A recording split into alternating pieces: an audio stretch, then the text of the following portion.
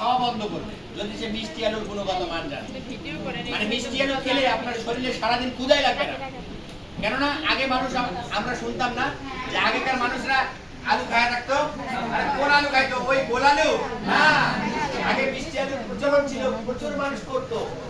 যুগের পরিবর্তনে, সময়ের পরিবর্তে আটা, যে আটা আমরা খাচ্ছি সেই আটার ফাইবার খাচ্ছে হচ্ছে গরু। লাল লাল যে ভুসি সেটা খাচ্ছে কে? ওটা খাওয়ার কথা ছিল আমাদের, ওটা নিয়ে গেছে গরুর কাছে, আর যেটা গরু খাওয়ার কথা সেটা নিয়েছে আমাদের কাছে। তা আমাদের শরীর কাজ করবে? কাজ করবে না। আপনাকে কম জিআই এর পণ্য খেতে হবে।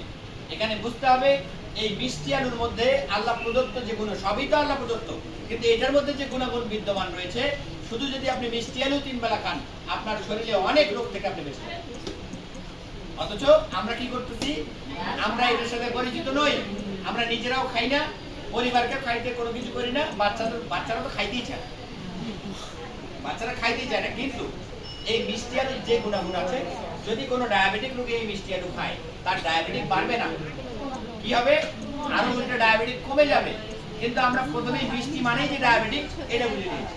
এখানে দেখেন যে সাধারণ ব্লেড চা দিয়ে রং চা বানিয়ে সকাল আর রাতে খেতে পারলে ভালো। অলিভ অয়েল চেনেন তো আপনারা? অলিভ অয়েল কি করে? মাথায় দেয়।